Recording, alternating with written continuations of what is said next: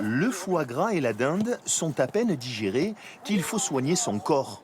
Il faut dire qu'on ne joue pas tous les jours un 32e de finale de Coupe de France. Surtout quand on évolue en National 2, la 4e division.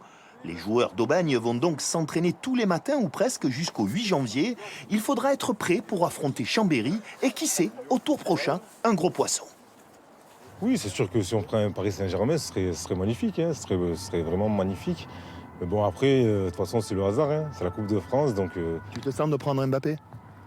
De prendre Mbappé, oui, on va le prendre à plusieurs, à mon avis. Mbappé est encore loin. Il y a d'abord Chambéry, une bonne équipe de 5e division. L'entraîneur d'Aubagne a préparé ce match comme les pros. Il maîtrise sur le bout des doigts son adversaire savoyard.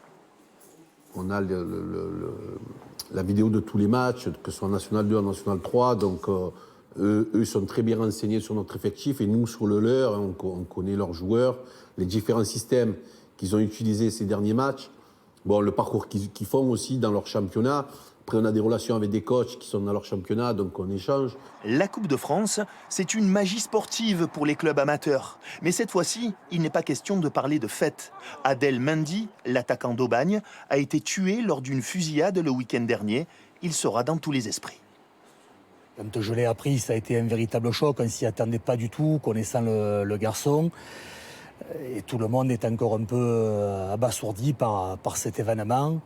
Et je pense beaucoup à ses parents, sa famille, à ses proches. Et tous les joueurs qui sont quand même sonnés par cet événement.